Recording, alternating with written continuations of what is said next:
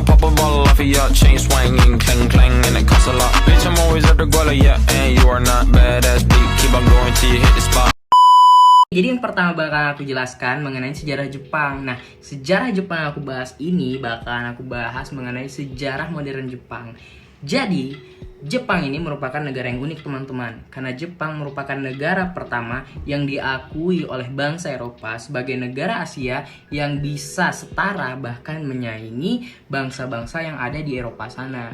Jadi pada saat itu dibuktikan selepas 200 tahun isolasi yang dilakukan Jepang pada masa itu, mereka berhasil bangkit dan menunjukkan eksistensinya kepada dunia. Terbukti dari segi perang, dari segi ekonomi, dari segi teknologi, mereka bisa beradaptasi, menguasai pasar pada masa itu, dimana pada akhirnya negara-negara Eropa yang merupakan pusat daripada peradaban pada masa itu pun mengakui bahwa Jepang ini merupakan negara yang pertama kali berasal dari Asia yang bisa menyaingi atau menyamai kedudukan dari bangsa-bangsa Eropa pada saat itu, teman-teman.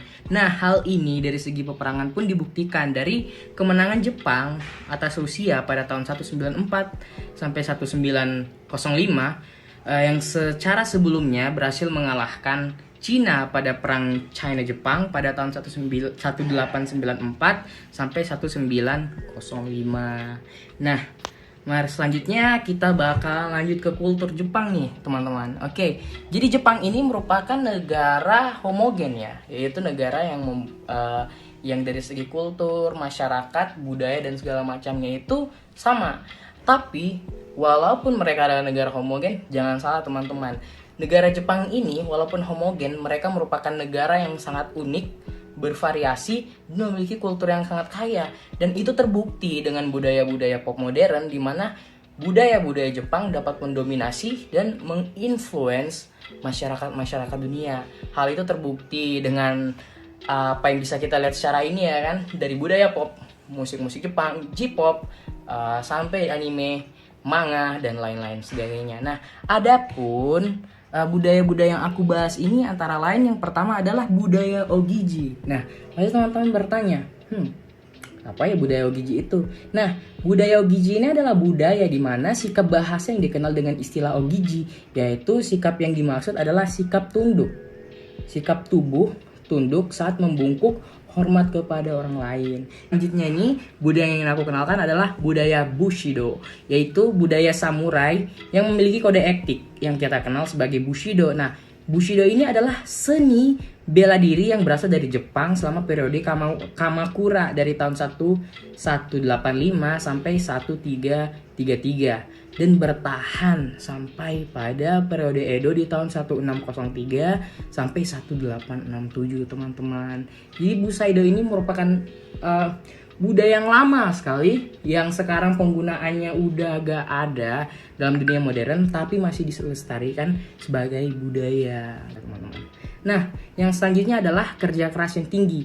Jadi orang Jepang ini dikenal memiliki etos kerja yang tinggi dan sangat disiplin, teman-teman. Jadi teman-teman jangan kaget bahwa orang Jepang lebih memilih kerja dibandingkan libur.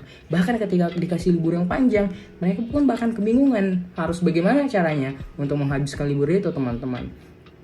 Tapi kurangnya negatif dari sisi ini adalah dengan etos kerja yang tinggi mereka mempunyai hidup yang hanya berputar pada situasi itu, teman-teman. Kalau membuka YouTube ada budaya yang bisa kita anggap sebagai budaya yang negatif ya, yaitu ketika dimana masyarakat Jepang yang sangat workaholic bekerja, tidak memperdulikan kesehatan dan lain-lainnya, begadang dan sebagainya macamnya, sehingga mereka sering didapatin ketiduran di jalan, ketiduran di kereta, dan lain sebagainya. Budaya-budaya selanjutnya itu adalah kaligrafi. Nah, jadi bentuk kaligrafi ini dikenal sebagai shodo, atau yang secara harfiah berarti cara menulis atau kaligrafi, atau yang biasa nih pada zaman modern lebih kenal sebagai shuji. Ya, ini cara menulis karakter yang biasanya dikenal sebagai kaligrafi. Yang bentuk seni ini dikenal sebagai sumie, yang secara harfiah berarti lukisan tinta, yang merupakan seni melukis adegan atau objek. Dan terakhir adalah lukisan Jepang. Teman-teman pasti tahu tidak, ukiyo-e. Lukisan Jepang ukiyo-e yang diartikan secara harfiah adalah gambar dunia. Yang mengambang adalah genre cetakan balok kayu yang menunjukkan karakteristik seni Jepang pra-Meiji. Dan terakhir ikebana adalah seni merangkai bunga Jepang. Nah, ada yang unik teman-teman dari ukiyo-e ini. Bahkan desas-desusnya mengatakan bahwa kalau teman-teman tahu seorang pelukis dari Eropa yang mana dia menggunting telinganya sendiri, itu menurut sejarah ya, yang pernah aku baca ini ya, lukisan-lukisan terkenal dari beliau tersebut itu dikatakan bahwa terinspirasi dari lukisan-lukisan Jepang ukiyo-e tersebut. Nah oke, kita akan membahas soal sistem pemerintahan. Jadi pemerintahan Jepang ini adalah bentuk dari monarki konstitusional. Nah, monarki konstitusional Jepang ini dapat diartikan sebagai kaisar Jepang yang kekuasaannya itu dibatasi oleh konstitusi. Nah, di Jepang ini, kaisar itu merupakan suatu kepala negara yang ditunjuk sebagai lambang dari negara, terutama dalam hubungan luar negeri dengan negara lainnya. Nah, kekuasaan pemerintah ini di sisi lain juga dipegang oleh Perdana Menteri dan beberapa anggota parlemen Jepang yang terpilih. Jadi dapat dipahami bahwa kedaulatan negara itu berada di tangan rakyat. Jepang adalah negara yang sering mengganti Perdana Menterinya, namun pergantian tersebut tidak mempengaruhi kondisi dalam negeri. Ya, karena pemerintahan tetap menjalankan jalurnya. Keunggulan Jepang itu dibandingkan negara lain adalah sedikitnya demonstrasi atau kerusuhan besar yang memakan banyak korban. Nah, sistem parlementer yang dianut oleh pemerintah Jepang ini adalah sistem parlementer bicameral, mengikuti sistem parlementer Inggris. Jadi sistem kabinet Jepang ini terdiri dari Perdana Menteri dan menteri lainnya. Nah, Perdana Menteri ini biasanya dari partai House of Commons yang berfungsi sebagai kepala pemerintahan. Nah, Menteri Kabinet ini ditunjuk oleh Perdana Menteri. Yang di sisi lain, Perdana Menteri ini akan diangkat oleh Kaisar Jepang yang berdasarkan keputusan dia Jepang dan akan menyetujui pengangkatan Menteri Kabinet lainnya. Dalam proses ini, Perdana Menteri ini membutuhkan dukungan dan juga kepercayaan oleh anggota House of Commons yang untuk mempertahankan posisi Perdana Menteri. Membahas soal anggota House Commons. Jadi anggota ini berisikan 480 anggota yang dipilih langsung oleh rakyat untuk masa jabatan 4 tahun dan tepatnya dibentuk kembali setelah House of Commons ini dibubarkan. Sementara itu House of Lords ini terdiri dari 240 anggota dengan masa jabatan 6 tahun. Semuanya dipilih langsung oleh rakyat. Jadi di Jepang ini semua yang berusia 20 tahun memiliki hak untuk memilih menurut konstitusi konstitusional pemerintah nasional Jepang. Dan keunikan Jepang ini adalah bahwa pemilihan itu diadakan di hari Minggu dan di beberapa fasilitas umum termasuk sekolah. Jadi hal menarik lainnya adalah bagaimana calon legislatif ini mempresentasikan diri dan visi misinya kepada publik. Nantinya para calon ini didampingi tim sukses masing-masing untuk turun langsung ke lokasi seperti mengelilingi rumah, membagikan selebaran, menempelkan pamflet dan berpidato di stasiun. Nah, institusi nasional ini, konstitusi Jepang ini berlaku sejak tahun 1947 berdasarkan prinsip-prinsip penghormatan terhadap hak asasi manusia, kedaulatan yang berada di tangan rakyat dan penolakan perang. Nah, konstitusi ini juga mengatur independensi dari 3 struktur kelembagaan negara, yaitu legislatif, parlemen atau parlemen, eksekutif, kabinet, dan yudikatif seperti pengadilan. Lalu ada legislatif. Badan legislatif negara ini pada dasarnya dilaksanakan di bawah kekuasaan parlemen atau parlemen. Jadi sistem parlementer Jepang ini beroperasi berdasarkan prinsip bicameral yang umumnya dikenal sebagai Kokai, yang terdiri dari majelis tinggi Sangiin dan majelis rendah Sunggiin. Nah, staf administrasi ini adalah cabang eksekutif Jepang yang dijalankan oleh kabinet. Nah, kabinet ini terdiri dari menteri terpilih dan perdana menterinya. Setidaknya ada 47 prefektur nih di Jepang dan 47 prefektur tersebut memiliki yurisdiksi atau lebih dari 3.300 pemerintah daerah. Nah, pemerintah ini bertanggung jawab untuk pelayanan publik di Jepang yang bisa dibilang sangat baik dan ditata sedemikian rupa untuk memberikan kenyamanan baik warga Jepang maupun turis-turis yang ada di Jepang maupun pekerja-pekerja yang ada di Jepang.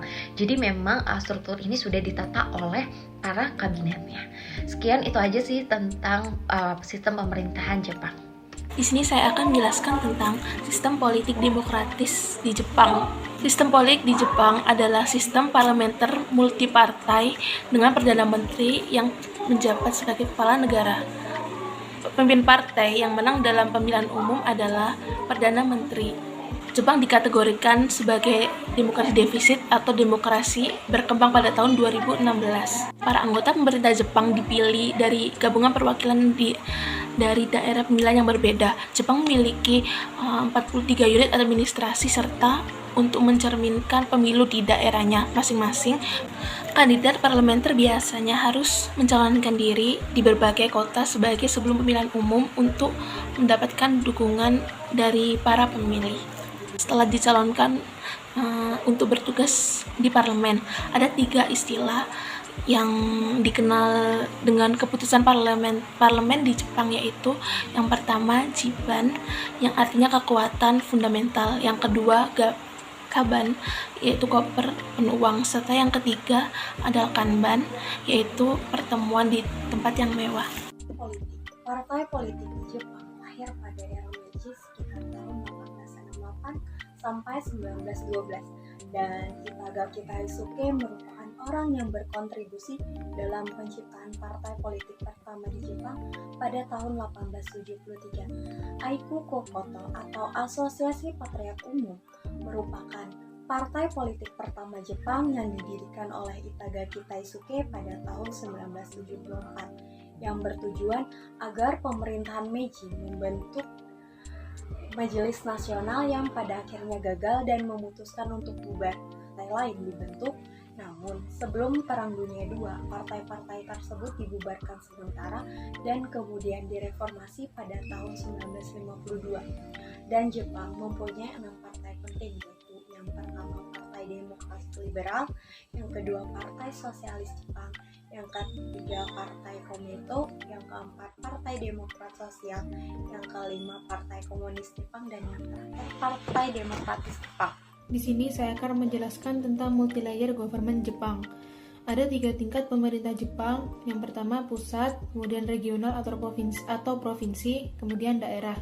Pemerintah pusat memberikan otonom ke pemerintah daerah guna memajukan daerah masing-masing dan berfokus untuk melakukan pemantapan.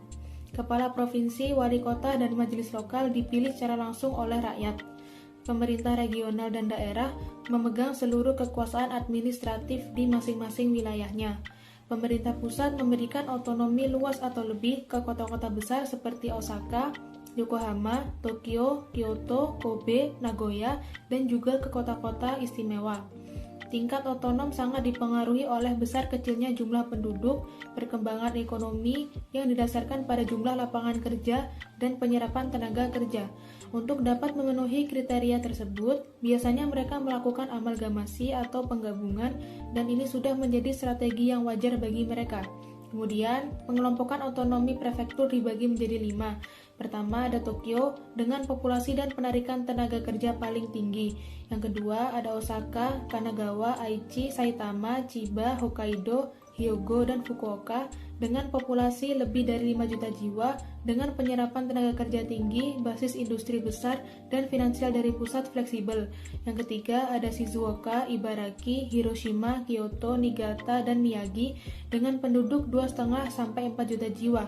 Yang keempat, prefektur dengan penduduk 1 sampai 2 juta jiwa. Yang kelima, prefektur pedesaan dengan penduduk di bawah 1 juta jiwa. Jika kota dengan otonomi tinggi ingin melakukan pembangunan, maka mereka tetap harus izin ke pusat dan harus mengikuti aturan yang telah ditetapkan pusat. Kalau mereka melanggar, mereka dikenakan sanksi dengan diberhentikannya dana dari pusat untuk tahun depan. Kemudian ada undang-undang desentralisasi yang memperkuat peran pemerintah daerah. Yang pertama, pembagian tugas jelas antara pusat dan daerah. Yang kedua, peraturan tentang fungsi keagenan dihapuskan. Dulu kepala daerah menjabat menjadi agen pemerintah pusat, tetapi sering dinilai menjadi pusat masalah yang merugikan hubungan pusat dan daerah. Kemudian yang ketiga, melakukan pemeriksaan ulang fungsi keterlibatan di pemerintah.